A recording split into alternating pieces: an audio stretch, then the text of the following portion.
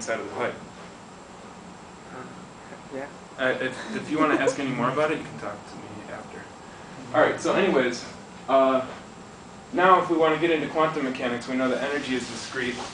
It's governed by this eigenvalue equation, where h is an operator, it's the eigenfunction, e is something proportional to an integer, an eigenvalue, so it's just going to be a scalar. H is going to be defined in a general sense by p squared over 2m, where p is momentum and v is the potential. So now, starting with that, we can recall the cyclotron frequency, where omega is v times q over m. Now classically, some frequency omega equals velocity over radius, where radius is the size of the circle something goes around. But we know that v is proportional to energy. So therefore, omega is going to be proportional to v, which is proportional to energy. But since energy comes in these integer multiples that we saw before, it also means that the radial frequency, or the radius given by the cyclotron frequency, is going to be in some sort of integer multiple, or proportionality to some integer. This can be observed where, okay, take this top metal plate, say there's just an electron in there, induce a magnetic field on it. The electron is going to be spinning around at some frequency, defined by r, and it's also defined by the magnetic field through the cyclotron frequency. But if we increase the magnetic field, we'll call it b prime, and a higher magnetic field, the frequency gets smaller. So if you think one electron can fit in here, because it's got a big radius, a bunch more with smaller radiuses of their frequency can go in the plate. So as you increase the magnetic field, more electrons can fit. That ends up being a correspondence to this Hall voltage. And this comes from measuring across, and this comes from measuring along the current. So this is the B field, and this is resistance.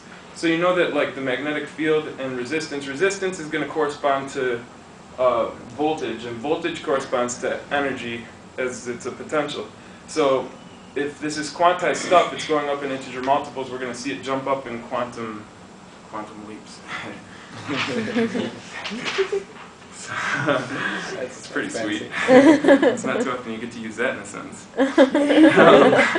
Okay, so now take an electric field along an x direction in this metal plate, and if we put an electron in this metal plate with the electric field, and well, not an electric field, but a current going across this metal plate, and you know, we have our P. This is, well, anyways, this defines the Hamiltonian for this electron, where A is going to be the vector potential of the magnetic field.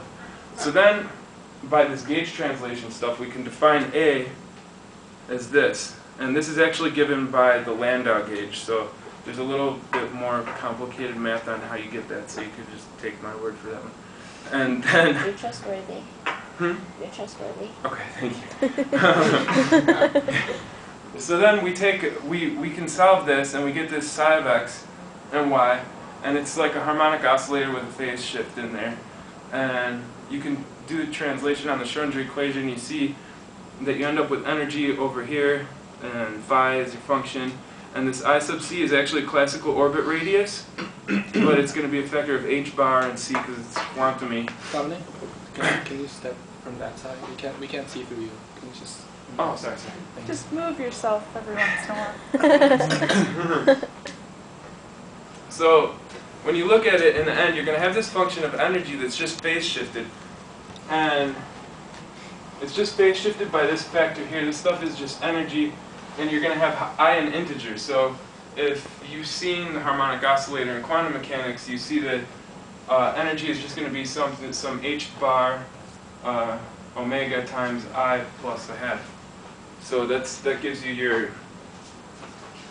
your proportionality to integers. And I think that's what this thing says here. Yeah, it's simply the quantum harmonic oscillator, where the E field shifts the eigenvalues, but it preserves the spectrum. It's just shifted by some constant. So now there's a little more specific stuff about Landau levels. Not too much. So degeneracy is when you get more than one state with the same energy. So this is just a quick example.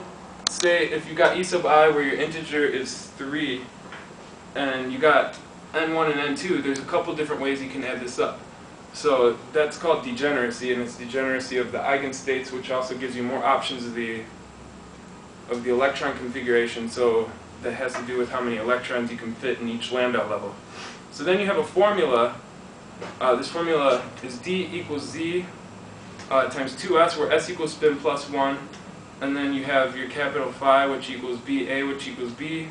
And the angular momentum in the x and y directions multiplied to it. And then this is just a factor h Planck's constant times the speed of light over E. This actually is the formula for your Landau levels. And that's it for the overhead projector. Oh. Are there any questions about that part before I put this down? Who's the artist? Boy. Guys play with markers. Do you buy like transparencies, or can you erase them? I found them, actually. I found them in the SPS lounge. That's what and I knew I had to do something with them. What an accident. That's really why I'm giving this speech? Talk? Basically. Okay, so now I'm going to do a quick example problem. There's one leap I'm going to take in this problem, and Is it you quantum? guys... Huh? Is it quantum? Oh yeah, this is quantum. This is a quantum Hall effect, only we're going to dump an electric field on top of it too.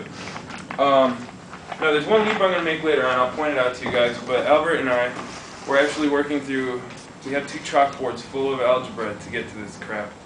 So please just take my word for it.